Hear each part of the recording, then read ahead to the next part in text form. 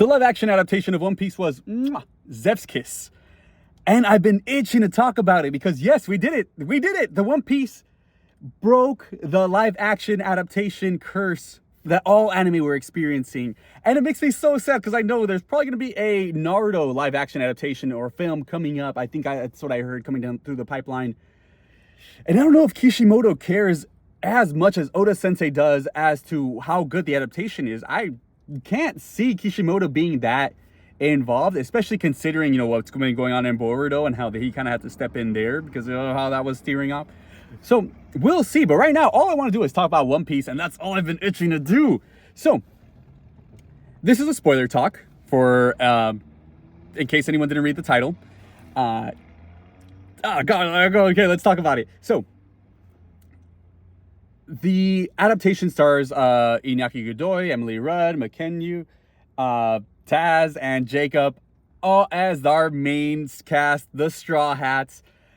Each one of them were phenomenal in their own right, and honestly, you can tell the passion and dedication each one has, and how much they just didn't want to let down the fans. And you can tell that in their training, their discipline, the stunts that they did. They did a lot of their own stunts. They even though they have stunt doubles, they still didn't want to let the fans down. They still put in hours and hours of work. I heard that Taz ascended to the rank of black belt in no time because of all the hours he was putting in to learning how to kick and doing his taekwondo training and all his other martial arts, breakdancing training. He was putting in like 8-9 hour days towards his training, which it pays off. And he was also like cooking, like Sanji was cooking, and he was also one of the like breakaway stars of this. But before we get into that, a word from our sponsor. I'm kidding. Let's talk about the actual story itself, because the story itself had to be changed a lot because you can't condense over 100-something episodes of the East Blue Saga down to just 8 episodes. But somehow they did it and they made it work out pretty well. I mean, we did have a lot of casualties. R.I.P. Gaimon. I know he was alluded to in one of the paintings in the Baratier, but it's not the same, man. I wanted to see a person stuck in a chest. Anyway, me and chests. Sorry. Let's start with episode 1, Romance Dawn. I think it was a stellar introduction. We got to see Luffy before he gets stuck in the barrel, so his introduction was more so him meeting with a news crew, as opposed to him just getting picked up in a barrel. Which, works a little bit. We get to see a little bit of his character, but I did want to see him like really just break out of that barrel and be like, I slept great. Instead, we kind of got him like having a little Scooby-Doo episode with Kobe, and Kobe being a big chicken. It works out fine. I still think, introductions are what One Piece does really well, and every time Luffy enters a scene, he always has to be like grand, like greater, bigger than life in his introductions. Like he has to always fall from a place, or just it's always something wacky with him. He's known for his intros. So for me, that intro was a little lacking. I feel like the intro could have been done just a little bit better. Kobe's casting was spot on, perfect. I would not change anything. I can't wait to see how he beefs up for his upcoming performances in the later seasons. What else? Alvida's character was fine. Very pretty. I love what they did with her character, and I'm glad we're gonna be seeing more of her soon. Not really menacing, but oof, the way she bonked someone on the head, I can see it. She's threatening. Who else? Well, the Boy in the Straw Hat episode was really good as well. It was a good introduction to Zoro's character as well as Zoro, the eternal badass. I really love this character. I kind of just wish his voice was deeper throughout because he sounded a little bored in the English dub, but please know, I have seen it in the Spanish dub, and I'm currently watching in the Japanese dub. All a ton of fun. And also, how funny is it that now we have to watch it in the Japanese dubbed? But yeah, please know, I'm a huge advocate for the Spanish dub just because it's so much funnier. Like, I'm watching it with people who haven't watched One Piece before, namely my parents, other people who are watching it in Spanish. I'm trying to get more One Piece fans into this religion. All hail God Usopp. And they're loving it. I feel like Luffy's character just makes more sense in Spanish. I feel like he just kind of shines through a little more in Spanish. I think it's just more blatant. Like, they just kind of spoon feed you more, and which is also one of my biggest gripes throughout the entire show is a lot of it is very much spoon fed. They kind of spoon feed motivations to the audience because they want to make it as clear as possible. They don't really want to waste time on a lot of unnecessary parts. So there are a lot of unnecessary parts, or parts that you can kind of speed through in the anime, where it's just like it's more of a slow burn, but it does get people hooked. For example, Chow Chow, the dog. That's a hook right there. That's an emotional hook because you don't mess with dogs, especially in anime. Whereas in the live action, they kind of breeze through it. Of course, things had to get cut. And same with Donald Krieg. Completely axed him, but it did give for a more badass introduction to Mihawk. Overall, whether that was a good call or not, whether to like cut them all out, I'm not entirely sure.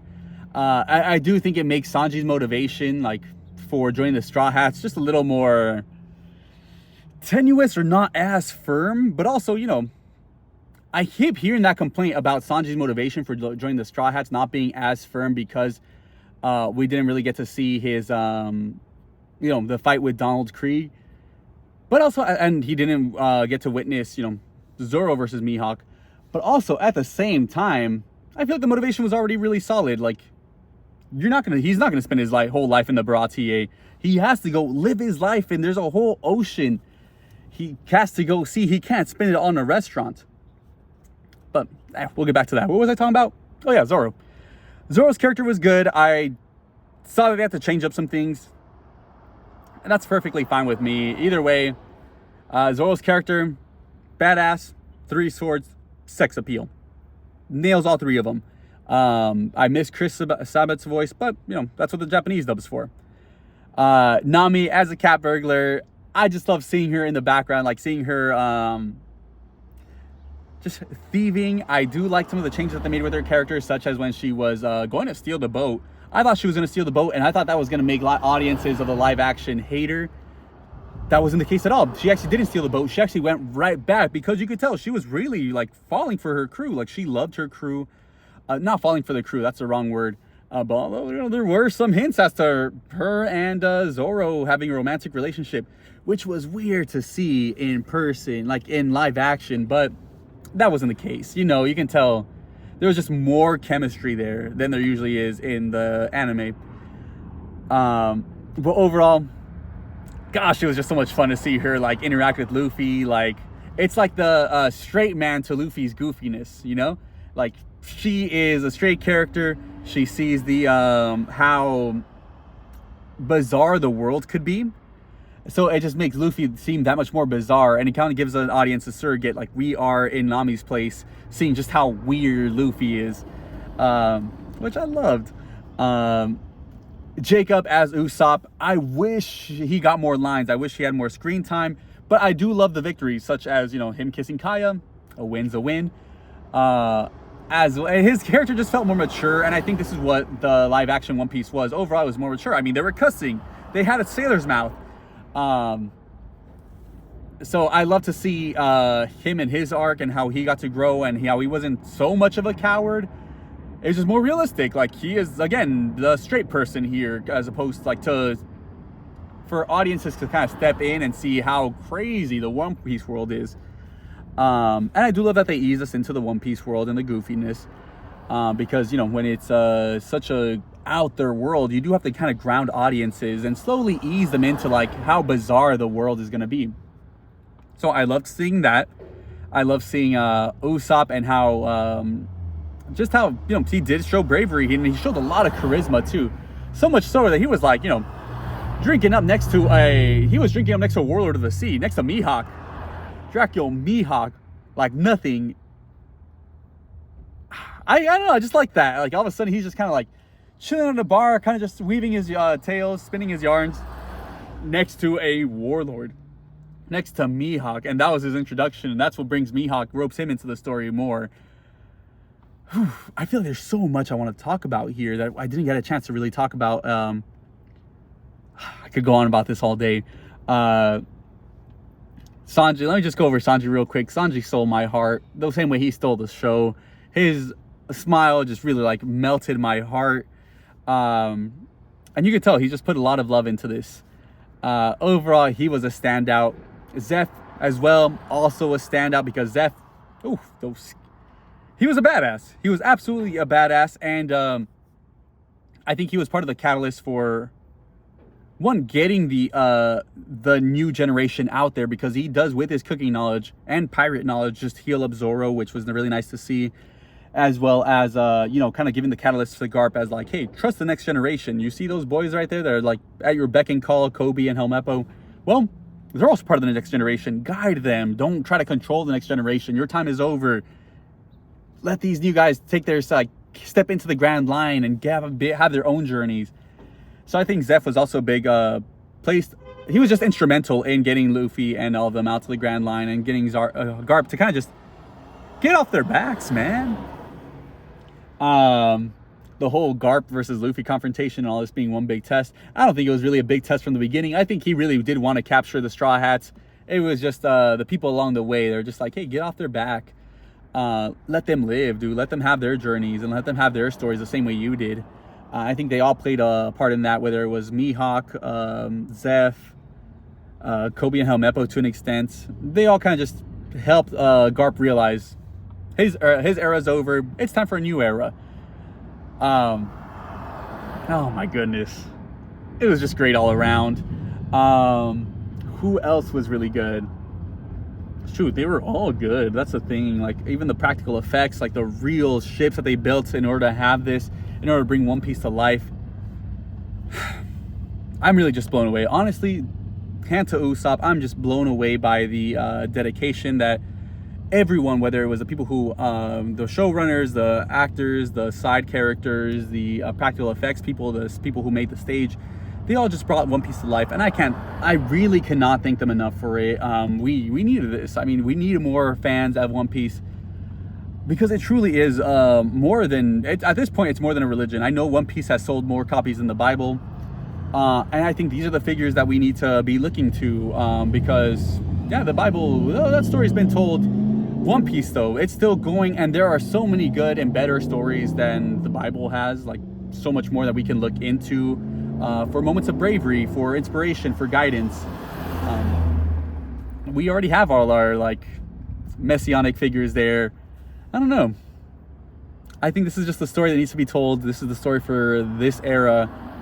And it's just so nice to see that Oda Sensei really took his time to bring this to life. This is what we needed.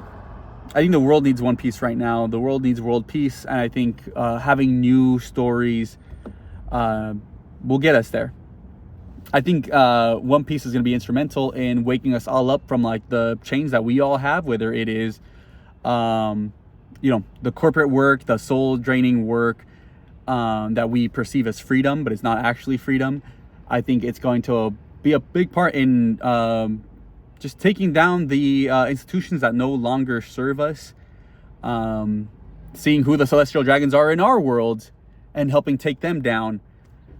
All in all, I think One Piece is the story that needed to be told right now, because it is just instrumental to our mass awakening. And I'm here for it. So I'm going to preach the gospel of One Piece all day long. I hope you all join on this journey. Come on board and let's all follow our hopes and dreams. All right, everyone, love you and see you in the next one. Bye.